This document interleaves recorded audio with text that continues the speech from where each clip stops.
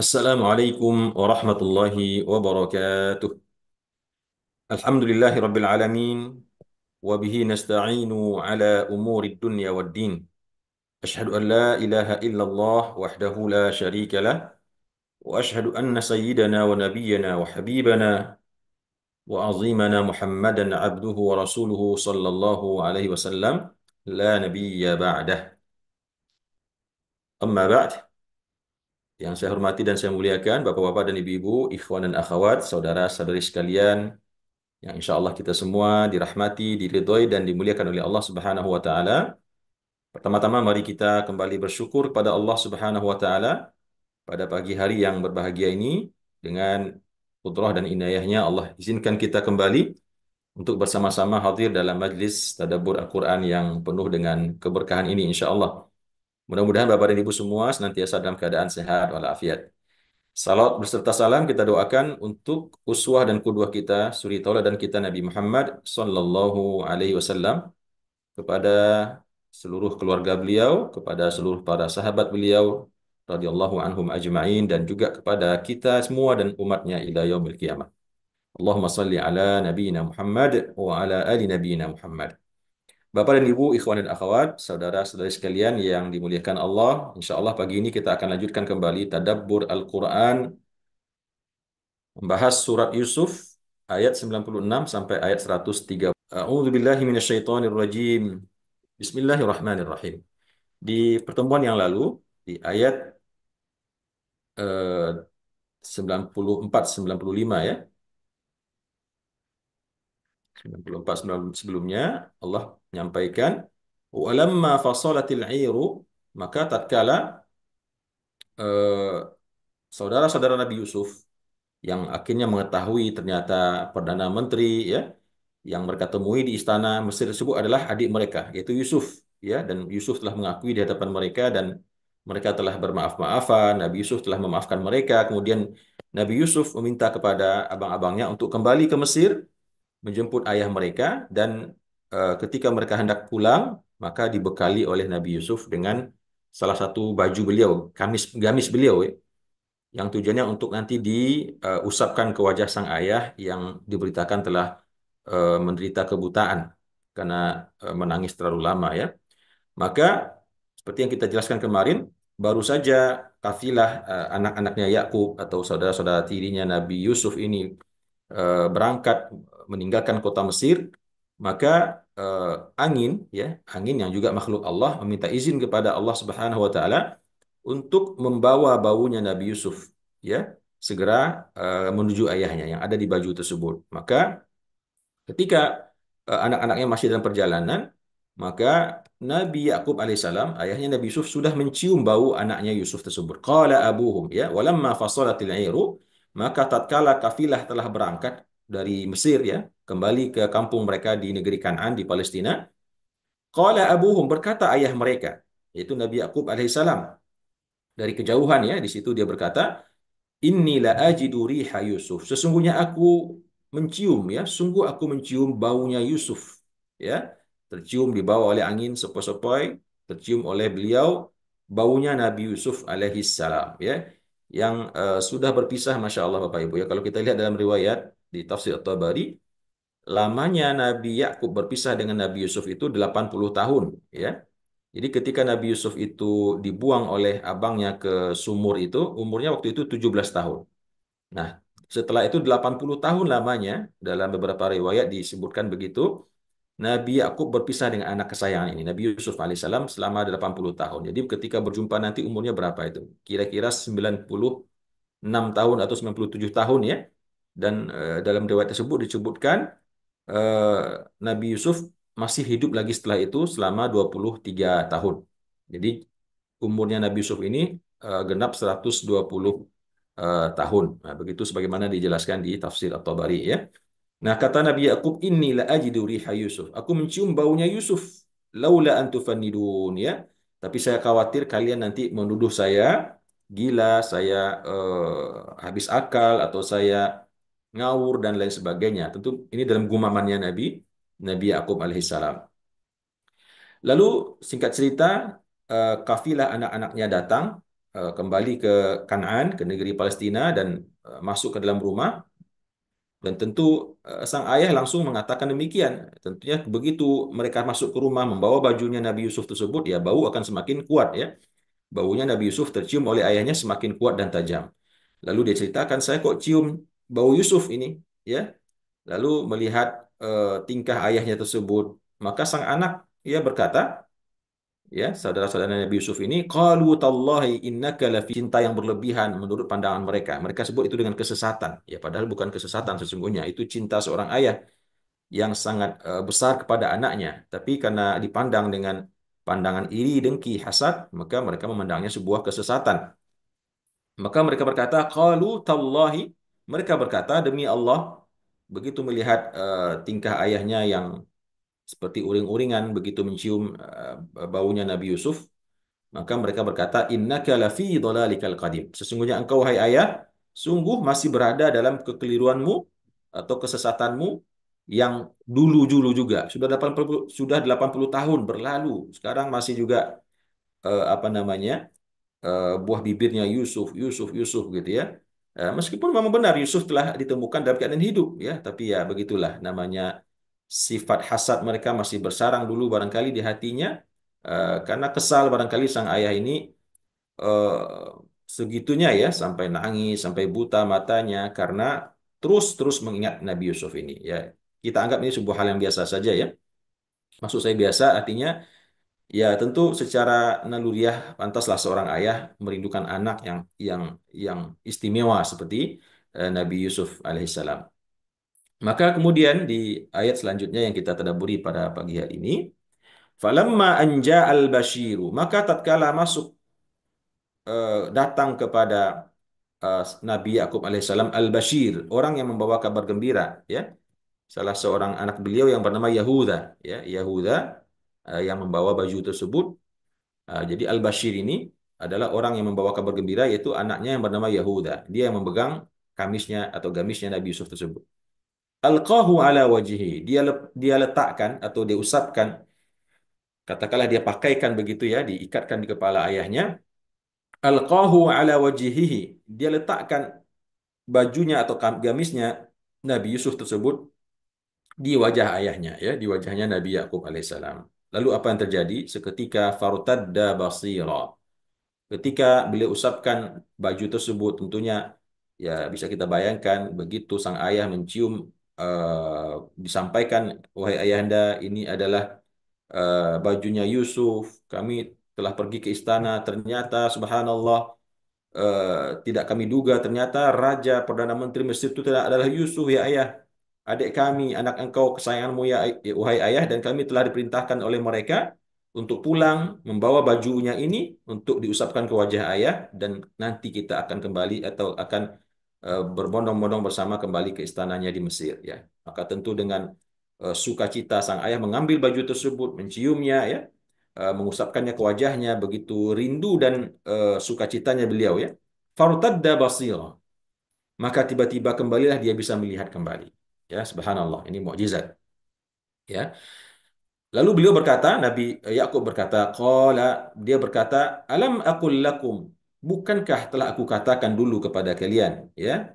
Beliau tentu dengan gembira, sukacita, dengan jumawa dia berkata kepada anak-anaknya, alam aqul lakum, bukankah telah aku katakan dulu kepada kalian, inni a'lamu minallahi ma la ta'lamun. Sesungguhnya aku ini mengetahui daripada Allah apa-apa yang kalian tidak ketahui. Saya itu tahu, punya firasat, ya, punya punya keyakinan bahwasanya Yusuf itu masih hidup dan dia akan kembali meskipun telah berlalu selama 80 tahun. Maka dia berkata kepada anaknya, bukankah telah aku katakan dulu kepada kalian, aku punya pengetahuan, aku punya ilmu yang dikaruniakan oleh Allah tentang apa-apa yang kalian tidak ketahui.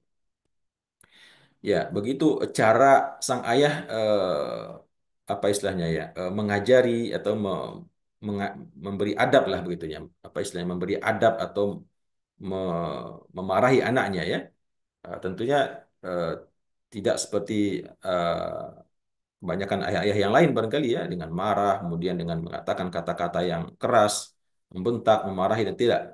Nabi Yakub berkata, bukankah telah kukatakan kepada kalian bahwasanya aku mengetahui dari ilmu yang Allah berikan apa-apa yang tidak kalian ketahui. Lalu Bapak dan Ibu rahimakumullah, ya tentunya dengan tertunduk ya, tertunduk malu dan merasa bersalah sekali, maka sang anak itu tersebut berkata kepada ayah mereka. Qalu, mereka berkata, "Ya abana, wahai ayah kami." Ya, wahai ayah kami, istaghfir lana dzunubana. Mohon ampunkanlah untuk kami dosa-dosa kami ini ya, ya wahai ayah. Inna kunna khati'in. Sesungguhnya kami mengakui kami adalah orang-orang yang telah berbuat salah. Inna kunna khati'in. Sesungguhnya kami adalah orang-orang yang telah berbuat salah, wahai ayah. Mohon minta ampunkan kepada Allah dosa-dosa kami. Karena anak-anak ini tahu ayahnya seorang nabi dan rasul yang tentunya sangat dekat kepada Allah, ya eh, dan ini juga menjadi dalil Bapak dan Ibu ya, bolehnya kita meminta kepada orang lain untuk memohonkan doa kita atau dosa kita diampuni oleh Allah Subhanahu wa taala kalau seandainya orang tersebut memang ya dilihat sebagai orang yang bertakwa, yang wara, yang apa namanya orang yang wali ya waliyu min aulia illah, maka kita boleh meminta doa kepada orang soleh, baik doa yang berhubungan dengan dunia, begitu juga doa untuk memintakan ampunan dosa dan seterusnya, meskipun tentu yang lebih afdol adalah kita juga berdoa sendiri ya, karena Allah itu fa idza sa'alaka ibadi anni fa inni qarib. Allah itu maha dekat dengan kita, ya.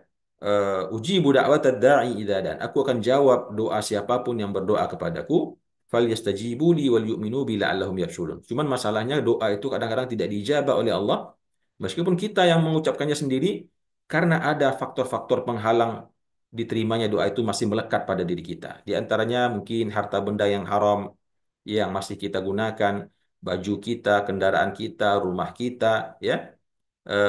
Atau mungkin hal-hal lain yang menjadikan dosa tersebut maaf doa tersebut tidak diijabah oleh Allah Subhanahu wa taala, sehingga kita penting juga minta tolong berdoa, meminta doa kepada orang-orang soleh ya, para waliullah, para ulama dan seterusnya. Jadi mereka mengakui mereka adalah orang-orang yang telah berbuat salah. Lalu sang ayah ya, yang juga seorang ayah yang mulia, yang pengasih, penyayang kepada anak-anaknya, meskipun ya, ya tentunya karena sudah gembira, sukacita, ya mungkin rasa marah pun sudah hilang ya. Karena suasana waktu itu diliputi dengan rasa gembira, sukacita yang luar biasa mengetahui ternyata anak kesayangannya Yusuf masih hidup. Lalu karena sang anak-anak ini meminta diminta ampunkan dosa mereka kepada Allah, ya, maka Nabi Yakub menjawab, qala, berkata Nabi Yakub, saufa astaghfiru lakum rabbi. Saya akan minta ampunkan untuk kalian, aku akan minta ampunkan untuk kalian kepada Tuhanku, ya. Jadi Nabi Yakub mengabulkan doa anaknya, tapi memakai kata-kata saufa di sini. Saufa berarti belum langsung dilakukan, ya. Jadi ada waktu yang ditunggu oleh eh, Nabi Yakub alaihissalam untuk mendoakan anaknya ini. Ya, innahu huwal ghafurur rahim. Sesungguhnya Allah itu adalah zat yang maha pengampun, mengampuni dosa-dosa hambanya, dan juga zat yang maha penyayang kepada hamba-hambanya. Kalau kita lihat dalam riwayat di tafsir At-Tabari, ya di sini Nabi Yakub menunda berdoa karena mungkin waktu itu masih sore ya, masih siang. Beliau menunda berdoa itu di waktu sahur ya. Ada mengatakan di waktu sholat tahajud ya. Tahajud mungkin jam 2 jam 3. Tapi banyak riwayat mengatakan beliau menundanya di waktu sahur. Waktu sahur ya kira-kira jam 4 ya, setengah 4 atau jam 3 menuju waktu azan subuh. Itu memang waktu yang paling mustajab ya, terutama ketika kita memohon ampunan kepada Allah Subhanahu wa taala atas dosa-dosa kita. Sebagaimana dalam Al-Qur'an disebutkan wabil ashari hum yastaghfirun.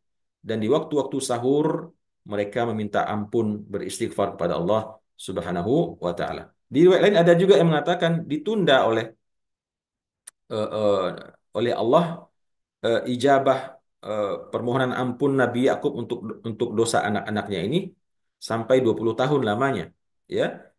Sampai 20 tahun lamanya digantung oleh Allah ya, mungkin untuk menegur mereka, menghukum mereka, sampai kemudian baru dikabarkan oleh malaikat Jibril bahwasanya dosa-dosa mereka telah diampuni oleh Allah Subhanahu wa taala.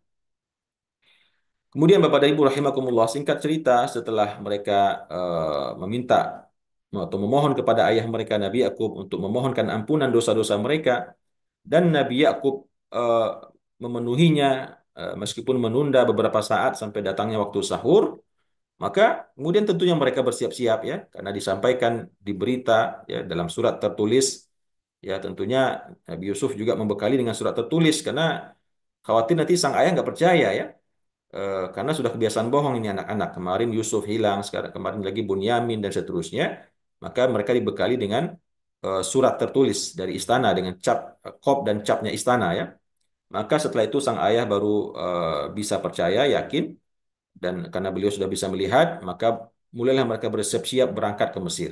Karena di surat tersebut diperintahkan kepada semua keluarga mereka, semua karib kerabat mereka untuk dibawa semuanya ke Mesir. Ya, falamma dakhalu ala Yusuf, maka tatkala mereka akhirnya mereka berangkat ke Mesir ya. Mereka berangkat Mesir cukup jauh, perjalanan 8 hari dengan onta atau dengan kuda ya katakanlah, atau berjalan kaki mungkin, wallahu alam. Falamma dakhalu ala Yusuf, ya mungkin dengan onta harusnya ya, karena pasti mereka membawa perbekalan.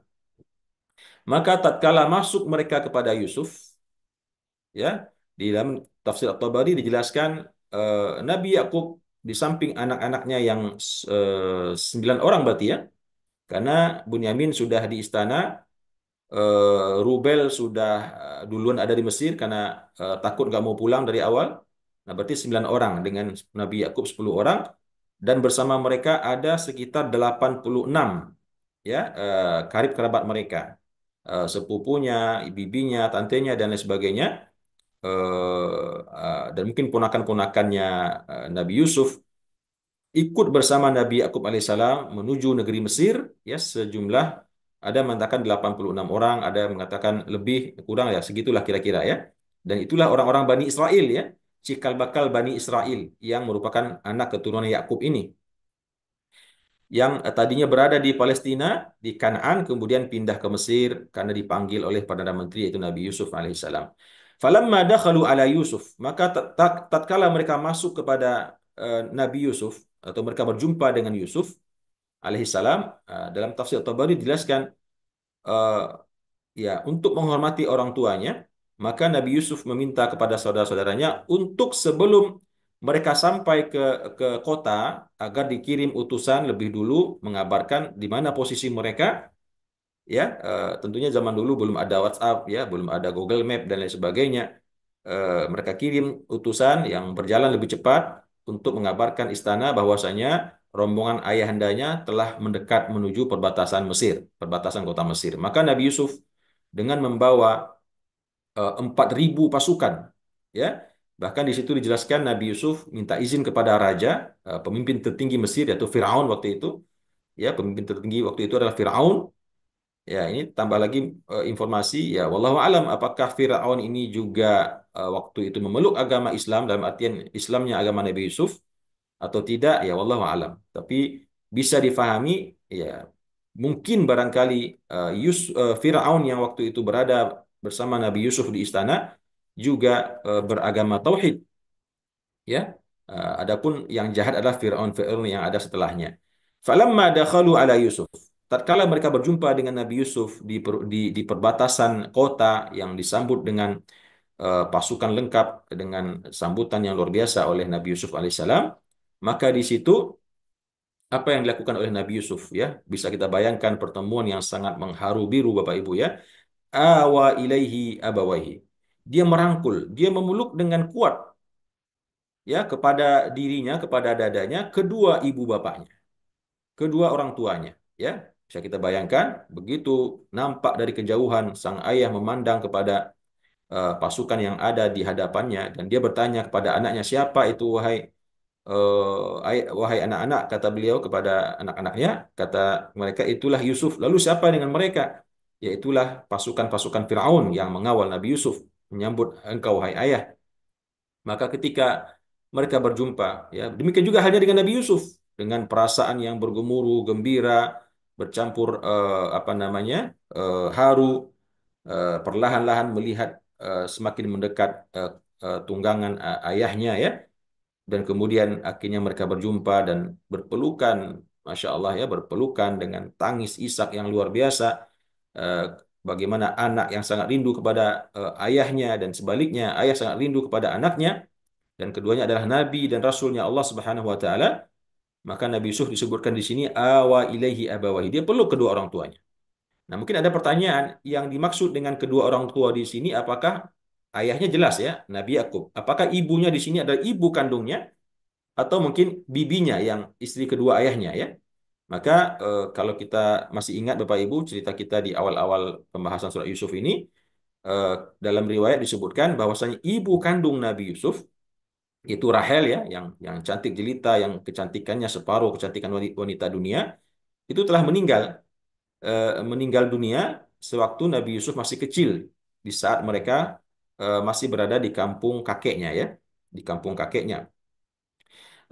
Banyak riwayat lebih cenderung mengatakan ibunya yang datang bersama ayah ini bukan ibu kandungnya, tapi adalah bibinya, yaitu saudari daripada ibunya, yang ya tentunya biasa ya, biasanya ketika seorang anak menjadi yatim dan kemudian ibu sambungnya adalah bibinya sendiri, saudara kandung daripada ibunya sendiri, saudari kandung ya, maka tentu perlakuannya hampir sama lah, hampir sama ya, dengan ibu kandungnya. Dia juga menyayangi Nabi Yusuf, meskipun kemarin ada mengatakan jangan-jangan ini karena irinya ibu tiri ini yang notabene-nya adalah bibinya sendiri, sehingga Nabi Yusuf dihasut untuk atau saudara-saudara Nabi Yusuf dihasut untuk membuang Yusuf ya. Saya tidak yakin kepada arah itu ya. Karena tidak ada riwayat yang menjelaskan karakter buruk daripada istri-istri Nabi Yakub ini. Makanya ketika kedua orang tuanya ini ya, yang satu ayah kandungnya, yang kedua ibu ibu sambungnya yaitu bibi kandungnya, maka beliau peluk keduanya dalam sebuah adegan yang sangat mengharukan ya. Setelah itu waqala dakhulu Misra. Setelah selesai berpelukan, bertangis ya, bisa kita bayangkan bagaimana harunya suasana tersebut. Maka setelah itu Nabi Yusuf berkata, waqala udkhulu Misra. Udkhulu Misra. Masuklah kalian semua, wahai ayah, wahai abang-abangku, wahai kalian semua karib kerabatku, masuklah semua ke istana Mesir, ke kota Mesir ya, ke istana. Insya Allahu aminin. Insya Allah kalian semua akan berada dalam keamanan ya. Tidak ada lagi rasa takut, tidak ada lagi rasa khawatir, tidak ada lagi kesusahan, lapar dan lain sebagainya. Masuklah semua kita ke kota Mesir ya. Lalu Bapak dan Ibu rahimakumullah, setelah mereka berjalan menuju kota dan akhirnya sampai di istana dan masuk ke dalam istana, maka kemudian apa yang dilakukan oleh Nabi Yusuf alaihissalam? Maka ketika sampai di istana, masuk ke dalamnya dan sampai di mana ada singgasana raja atau perdana menteri, lalu warafa'a abawaihi 'alal arsy. Maka Nabi Yusuf angkat, beliau naikkan kedua orang tuanya tersebut, ayah dan ibunya, ke atas singgasananya. Ya, beliau punya singgasana tentunya, diangkat kedua orang tuanya, ya, didudukkan di sana kedua-duanya. Wa kharru lahu sujada, dan seketika setelah mereka sang ayah ibu duduk, tapi kemudian terjadi apa? Mereka semua, termasuk juga ayah dan ibunya, tiba-tiba sujud kepada Nabi Yusuf alaihissalam. Ya, sujud kepada Nabi Yusuf alaihissalam. Nah, di sini perlu kita pahami sedikit Bapak dan Ibu. Sujud yang dimaksud oleh Allah di sini bukan sujud penghambaan seperti sujudnya kita dalam sholat. Tetapi memang dulu budaya manusia pada zaman dulu, ketika memberikan penghormatan, memberikan pentakziman atau penghormatan itu dengan cara sujud. Dan itu masih berlaku sampai hari ini ya. Bagaimana kita lihat orang Jepang ya, saking dia ingin menghormati, semakin rendah rukuknya, semakin ke tanah mengarah kepalanya, maka itu berarti penghormatan yang sangat luar biasa. Bahkan masih ada di negara lain, di Thailand, mungkin Bapak Ibu pernah lihat di YouTube, yang rakyatnya, bahkan juga menteri-menterinya, apa namanya, pembantu-pembantu raja tersebut, ketika berjumpa dengan raja, mereka sampai sujud, ya, sujud di kaki sang raja, yang itu sebetulnya tujuannya adalah penghormatan, jadi bukan sujud menyembah. Eh, eh, dan ya tidaklah aib waktu itu orang tua juga melakukan sujud ya, karena waktu itu memang begitulah budaya mereka dalam memberikan penghormatan kepada orang lain, terutama pejabat negara. Ya, dan ini kemudian diganti oleh Allah di zaman Rasulullah ya, yang Allah kemudian mengganti cara menghormati manusia itu dengan mengucapkan salam, Assalamualaikum warahmatullah, yang merupakan nanti cara penghormatan yang ada di dalam surga. Cara penghormatan penduduk surga itu satu sama lain adalah dengan mengucapkan salam, yaitu Assalamualaikum warahmatullahi wabarakatuh. Jadi Islam yang saat ini kita anut tidak menganut cara-cara salam selain itu, ya, tidak dengan membungkuk, tidak dengan sujud apalagi, atau mungkin dengan sungkem seperti ini. Itu sebetulnya tidak ada dalam dalam ajaran Islam. Dalam Islam cukup mengucapkan salam saja. Ya, perkara memang ada sedikit gestur yang kita tunjukkan, tidak membusungkan dada, tidak menengadahkan kepala. Nah, itu penting ya kita jaga, karena itu gestur-gestur yang disepakati manusia sebagai gestur kesombongan, keangkuhan, dan tidak menghormati. Tapi bahwasanya kita mengucapkan salam sambil sedikit menundukkan sayap kita, ya, tidak menunjukkan kepongahan dan kesombongan. Nah, itulah salam yang dianjurkan dalam Islam, dalam agama kita hari ini. Nah, tapi kalau kita kembali kepada cerita Nabi Yusuf ini, bahwasanya kedua orang tuanya setelah yang tadi didudukkan di singgasana, kemudian mereka turun dan meminta kepada anaknya untuk sujud semuanya kepada Nabi Yusuf, ya. Maka setelah begitu melihat kedua orang tuanya sujud, abang-abangnya sujud, yang jumlahnya 11, ya, 11, ya, kan 12 dengan Nabi Yusuf, ya, anaknya Yakub alaihissalam. Nah, yang 11 itu ruku atau sujud kepada Nabi Yusuf, tambah lagi dua orang tuanya. Maka apa kata Nabi Yusuf alaihissalam? Waqala, berkata Nabi Yusuf, ya abati, wahai ayahku sayang, wahai ayahanda sayang, hada ta'wilu ru'yaya. Masya Allah, saya sampai merinding, ya. Merinding membayangkan perkataan ini. Kata Nabi Yusuf, wahai ayahanda, inilah ternyata takwil daripada mimpi yang aku lihat dulu waktu aku kecil, waktu aku masih berusia ya belasan tahun. Ya abati, wahai ayahku sayang, inilah ternyata takwil atau takbir daripada mimpiku yang sebelumnya aku pernah lihat. Ya, qad ja'alaha rabbi haqqa. Sungguh pada hari ini, pada saat ini telah menjadikannya Tuhanku untukku sebagai sebuah kebenaran, sebuah fakta yang benar-benar terjadi, ya, karena memang seperti yang kita sudah bahas di awal surat Yusuf ini, Nabi Yusuf berkata kepada ayahnya, inni ra'aitu ahada asyara kaukaban, ya, wa ra'aituhum li sajidin, ayat 4, ya, idh qala Yusufu li abihi ya abati. Ingatlah ketika Nabi Yusuf berkata kepada ayahnya, wahai ayahku sayang, inni ra'aitu ahada asyara kaukaban wasyamsa wal qamara ra'aituhum li sajidin. Sesungguhnya aku melihat dalam mimpiku, wahai ayah, ada 11 bintang. 11 bintang ini adalah abang-abangnya dan satu adiknya, ya. Wasyamsa wal qamara, matahari dan bulan. Matahari di sini adalah ayahnya dan bulan di situ adalah ibunya. Ra'aituhum li sajidin. Aku melihat semuanya sujud kepadaku. Dan inilah ternyata, ya, takwil dari atau takdir daripada mimpinya Nabi Yusuf tersebut, di mana beliau menyaksikan pada hari itu kedua orang tuanya yang diumpamakan dengan matahari dan bulan, dan 11 saudaranya yang diumpamakan dengan 11 bintang sujud kepada Nabi Yusuf alaihissalam. Ya, hadza ta'wilu ru'yaya min qabl. Inilah ternyata takbir mimpiku yang aku lihat sebelumnya. Qad ja'alaha rabbi haqqa. Sungguh Tuhanku telah menjadikannya benar betul-betul terjadi pada hari ini. Wa qad ahsana bi idh akhrajani minas sijni. Dan sungguh dia, yaitu Allah, juga telah berbuat baik kepadaku tatkala dia mengeluarkan aku dari penjara. Jadi beliau ingat semuanya, ya, kebaikan Allah kepadanya, karunia Allah kepadanya, ya, yang telah membuktikan mimpinya dengan benar dan telah mengeluarkannya dari penjara, tempat di situ di penjara selama sekian tahun lamanya. Kemudian kata Nabi Yusuf, wa jaa bikum minal badwi. Dan demikian juga Tuhan telah berbuat baik kepadaku melalui mendatangkannya dia, membawa kalian datang kepadaku dari dusun, ya, wajaa bikum minal badwi. Dia mendatangkan kalian kepadaku dari dusun, desa yang terpencil, yaitu di negeri Kanaan, karena dulu memang Nabi Yakub dan anak-anak tinggal di sebuah dusun yang kehidupan mereka hanya dengan domba, ya, ternak, ya, tidak mengenal sama sekali peradaban yang maju seperti di kota, ya.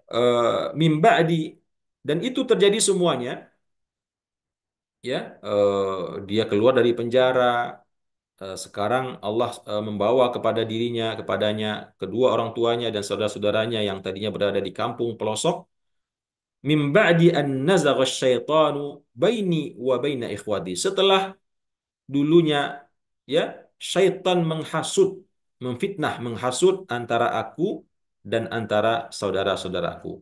Jadi sekarang Allah telah berbuat baik kepadaku dengan mendatangkan kalian, mengeluarkan aku dari penjara, mendatangkan kalian ke sini ke Mesir, ya. Dan di mana tadinya kalian berada di kampung pelosok yang terpencil, setelah tadinya syaitan laknatullahi alaih menghasut antara aku dan antara dengan abang-abangku atau saudara-saudaraku yang lain.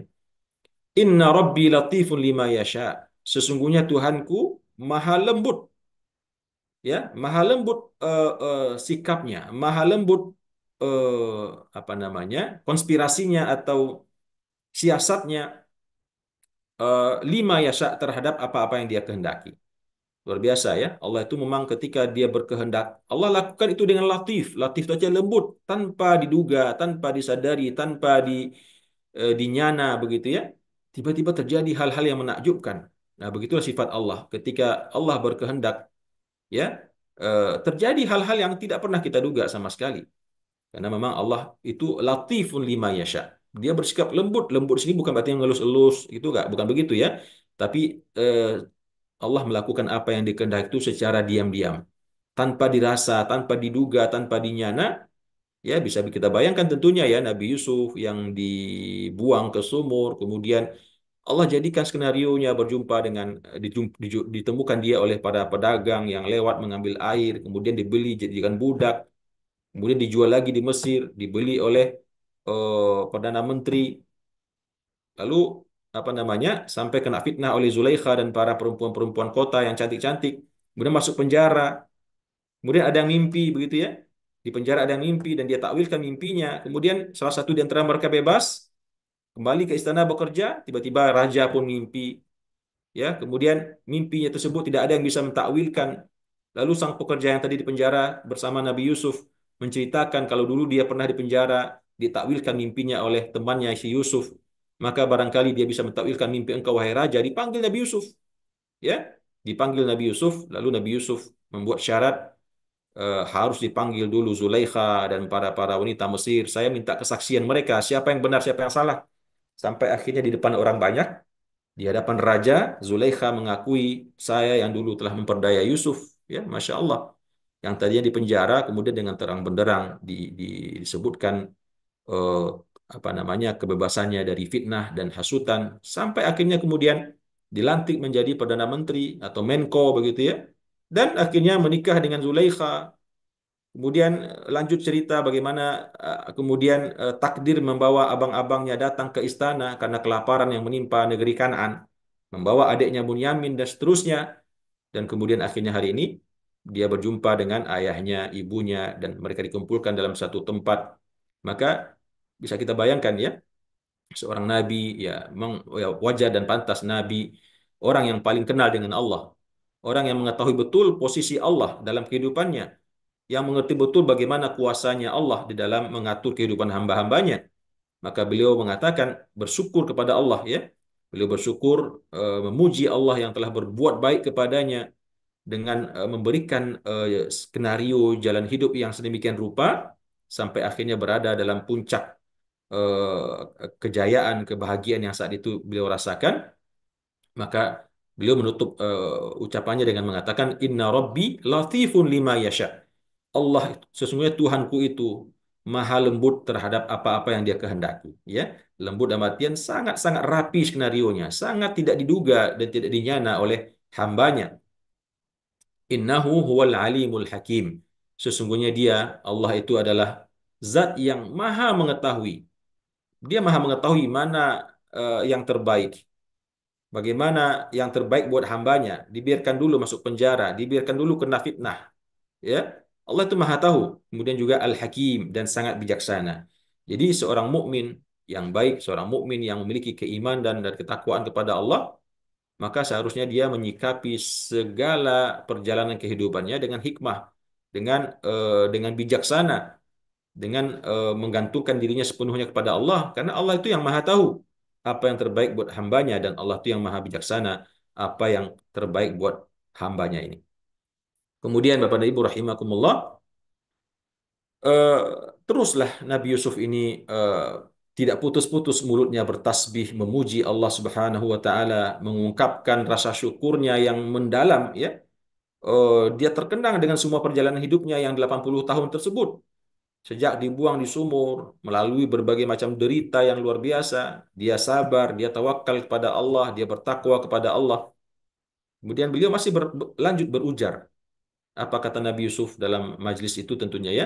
Rabbi qad ataitani minal mulki. Ya Tuhanku, ya. Sungguh tidak putus rahmatmu kepadaku ya Allah, ya. Engkau maha lembut di dalam mengatur apa yang engkau kehendaki. Hari ini aku mengakui, Rabbi qad ataitani minal mulki. Sesungguhnya Tuhanku, wahai Tuhanku, engkau telah memberi kepadaku, mengkaruniakan kepadaku kerajaan Mesir ini. Engkau jadikan aku perdana menteri di Mesir ini. Kemudian juga wa 'allamtani min ta'wilil ahadits. Engkau juga telah mengajarkan kepadaku ya Allah takwil mimpi-mimpi orang banyak. Takwil temannya penjara, takwilnya raja, dan mungkin takwil-takwil orang-orang lain ya setelah raja dan seterusnya, karena memang beliau diberikan mukjizat oleh Allah bisa mentakwil mimpi dengan benar ya, tidak meleset. Fatiras samawati wal ard. Engkau ya Allah adalah pencipta semua langit ya, dan juga demikian bumi.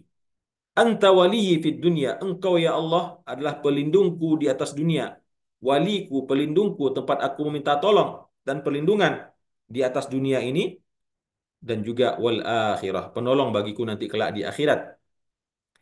Tentunya beliau menyampaikan ini ya tidak dengan tanpa ekspresi ya Bapak Ibu ya, tentu dengan ekspresi luar biasa bagaimana seorang nabi mengangkat tangannya kepada Allah, berdoa sedemikian rupa, memuja, memuji, bersyukur. Kemudian di akhir doanya Nabi Yusuf berkata, setelah beliau agungkan Allah, beliau angkat semua cerita tentang apa yang beliau lalui dalam hidupnya, yang semua adalah karunia Allah, kasih sayang Allah, cintanya Allah kepada beliau, dan beliau mengakui bahwasanya Allah lah pelindungnya di dunia dan akhirat. Kemudian beliau tutup doanya dengan mengatakan, tawaffani musliman wa alhiqni bis salihin. Ya Allah, setelah semua ini engkau berikan kepadaku, kepada hambamu ini ya Allah, maka aku meminta wafatkanlah aku dalam keadaan muslim. Tawaffani musliman. Wafatkanlah hamba ya Allah dalam keadaan muslim. Itu doanya Nabi Yusuf alaihissalam. Setelah di puncak kejayaannya Bapak dan Ibu. Menjadi raja Mesir. Berjumpa dengan ayah. Ya. Berjumpa dengan abang-abangnya, adiknya semua.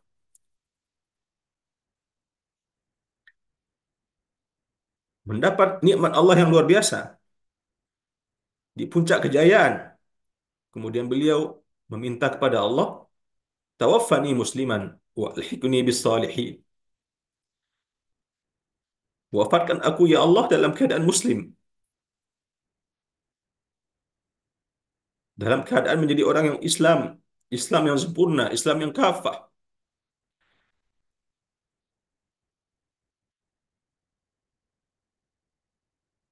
Berserah diri dengan seutuhnya kepada Allah Subhanahu wa taala.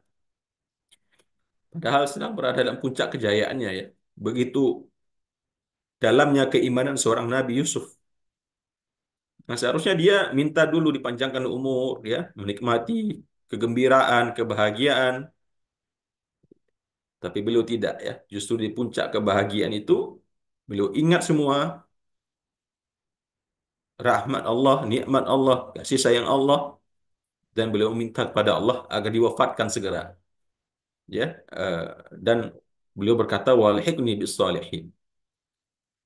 Dan gabungkan aku ya Allah, ya, gabungkan aku, tempatkan aku, satukan aku dengan orang-orang yang soleh, yaitu kakeknya, ya, buyutnya, yaitu Nabi Ishak, Nabi Ismail, dan Nabi Ibrahim alaihissalam. Begitu rindunya beliau berjumpa dengan Allah, berjumpa dengan pendahulu-pendahulunya yang soleh, ya. Di ayat ini Bapak dan Ibu ada pelajaran yang bisa kita ambil, kita petik. Ya, dulu tidak pernah ada Nabi Rasul yang pernah berdoa seperti ini, yaitu meminta kematian yang lebih cepat gitu ya. Jadi yang pertama manusia di dunia ini yang pertama kali meminta kematian lebih cepat kepada Allah itu adalah Nabi Yusuf alaihissalam. Dan hukumnya secara fikih ya, kita boleh mengatakan ya Allah wafatkan aku segera ya kalau tujuannya adalah untuk mencari keselamatan. Jika kita lihat situasi sudah sangat parah, kemungkaran, kesesatan, kefasikan, maka kita khawatir kita tersesat, kita eh, kepleset begitu ya. Maka kita boleh meminta kepada Allah, ya Allah, seandainya kematian lebih baik bagiku, lebih aman, lebih selamat, maka wafatkanlah hamba sesegera mungkin ya Allah. Ya, walaupun secara prinsip tidak boleh ya kita minta mati kepada Allah. Ya, kita harus meminta pertolongan. Kalau kita sakit nggak boleh minta mati. Kita tetap memohon kepada Allah dengan penuh khauf, dengan raja, dengan permohonan dan optimis terhadap rahmat Allah ya. Tapi dalam hal seperti ini dibolehkan. Makanya ini yang pertama manusia pertama yang meminta dipercepat kematiannya yaitu Nabi Nabi Yusuf alaihissalam. Kemudian Bapak dan Ibu rahimakumullah ya ya mohon maaf saya sedikit terharu ya karena memang eh, ya ini yang seharusnya kita lakukan ketika kita mentadabburi Al-Qur'an dan kita bisa meresapinya, menghayatinya dan mengambil nilai-nilai yang agung ini untuk kita jadikan tauladan kita dalam kehidupan ya, untuk menjadikan hati kita ini semakin tunduk kepada Allah, semakin lembut ya, semakin menganggap dunia ini semua ada sesuatu yang fana, yang tidak ada nilai dan harganya, semakin menjadikan dia terpaut kepada Robnya, kepada Tuhan yang menciptakannya, maka itulah sesungguhnya buah daripada tadabbur yang paling sempurna ya. Tidak hanya sekedar mencari ilmu pengetahuannya saja, tidak hanya sekedar menggali cerita-cerita dan artinya saja ya, tapi refleksinya dalam jiwa kita, refleksinya dalam sikap kita. Nah, itulah sesungguhnya buah daripada tadabbur yang kita inginkan ketika kita mentadabburi Al-Quran. Kemudian Bapak dan Ibu kita lanjutkan sedikit lagi. Kemudian Allah mengatakan, ya ini tuntas sampai di sana kisah Nabi Yusuf Bapak dan Ibu ya. Tuntas di sana dengan doa Nabi Yusuf yang sudah sampai ke puncaknya. Tentu nggak perlu lagi diceritakan detailnya setelah itu Nabi Yusuf ngapain ya sudah bisa dipahami kan. Ya beliau tentu masih hidup 23 tahun lagi seperti dikatakan tadi. Dan ayahnya kemudian meninggal ya, ya mungkin 10 tahun setelah itu. Yang jelas Nabi Yakub meninggal sebelum Nabi Yusuf alaihissalam. Mereka hidup dalam kedamaian, dalam ibadah kepada Allah. Abang-abangnya juga telah dimaafkan dan diampuni dosa mereka semua oleh Allah dan dan disebutkan dalam tafsir At-Tabari mereka ini juga nabi Bapak Ibu ya. Tidak mungkin tidak diampuni oleh Allah. Mereka itu juga para anbiya ya, tapi tidak rasul ya. Mereka adalah anbiya ya, nabi-nabi yang juga tentunya orang-orang pilihan Allah karena anaknya Nabi Yakub orang-orang baik semua ya, dan mereka inilah nanti yang akan menjadi eh, orang-orang yang melahirkan bangsa Yahudi, bangsa Bani Israel ya. Yang kemudian ya panjang perjalanan mereka ya, sudah kita tadaburi sebagian di surah Al-Baqarah, surah-surah sebelumnya, ya. Sebagian nanti tersesat, melenceng, ingkar, dan segala macam seterusnya. Tapi kalau kita lihat dulu nenek moyang mereka, Nabi Yakub, Nabi Yusuf, dan saudara-saudaranya, betul ada cerita yang kita dapatkan di Nabi Yusuf ini, cerita-cerita tentang buruknya akhlak mereka karena mencelakakan adiknya, tapi mereka sebetulnya adalah orang-orang baik ya, orang-orang yang dari sisi tauhidnya yang percaya beriman kepada Allah dengan iman yang baik. Namun setelah itu seiring dengan waktu dan zaman dari yang tadi kita sebut jumlahnya 86 orang yang masuk ke Mesir, kemudian beranak pinak sampai jumlahnya 670.000 orang ketika mereka diusir oleh Firaun, Firaunnya Nabi Musa ya, berkembang biak, beranak pinak sampai jumlahnya 670.000 orang ketika mereka semua diusir oleh Firaun, Firaunnya yang semasa dengan Nabi Musa, yang kemudian lari dikejar-kejar ke pinggir Laut Merah, kemudian dengan izin Allah Nabi Musa membelah Laut Merah dengan tongkatnya, kemudian mereka lari menyeberang laut dan kemudian akhirnya selamat menyeberang ke seberang dan sementara Firaun yang mengejarnya ditenggelamkan di tengah laut oleh Allah. Itu jumlahnya sekitar 670.000 orang. Bangsa Yahudi itu yang beranak pinak dari Nabi Yusuf, abang-abangnya, dan kemudian melahirkan cucu, cicit, dan seterusnya. Kemudian setelah selesai menceritakan kisah Nabi Yusuf ini Bapak dan Ibu, dan kita nggak boleh lupa ya, ini cerita Yusuf ini kan cerita untuk Nabi Muhammad sesungguhnya, untuk kita juga. Tapi kan konteksnya Allah turunkan cerita ini untuk disampaikan kepada nabinya, Nabi Muhammad SAW, agar beliau mendapatkan kekuatan di dalam berdakwah, agar beliau tidak merasa sedih, tidak merasa patah semangat, berpatah arang dalam berdakwah. Allah kasih cerita yang luar biasa. Bagaimana dulu perjuangan seorang Nabi Yusuf dalam menjalani kehidupannya. Jadi engkau nggak usah sedih, wahai Muhammad. Dulu kakekmu Yusuf juga telah melalui penderitaan yang luar biasa, tapi dia sabar, dia takwa, dia tawakal. Ya, maka Allah katakan, "Dzalika min amba'il ghaibi." Demikianlah di antara berita-berita gaib, nuhihi ilaika, yang kami wahyukan kepada engkau wahai Muhammad. Kata Allah, demikianlah selesai bercerita tentang detailnya kisah Nabi Yusuf dari awal surat yang kemarin kita bahas sampai tadi ayat 101. Kemudian Allah mengatakan kepada nabinya, demikianlah wahai Muhammad di antara berita-berita gaib. Kenapa dikatakan gaib?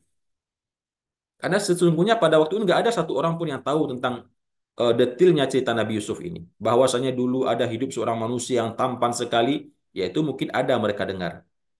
Tapi detailnya dia dimasukkan ke sumur, dibeli oleh pedagang, dijual ke istana, diperdaya oleh Zulaikha, itu nggak ada yang tahu. Jangankan Nabi Muhammad yang seorang ummi, yang tidak bisa membaca tulis dan nggak pernah belajar, nggak pernah ikut kajian seperti kita hari ini, nggak ada talaki gitu ya. Orang-orang Mekah yang juga para kutu buku, ya sebagian kan mereka berilmu ya, suka belajar dari ahlul kitab. Mereka juga nggak tahu tentang kisah Nabi Yusuf ini.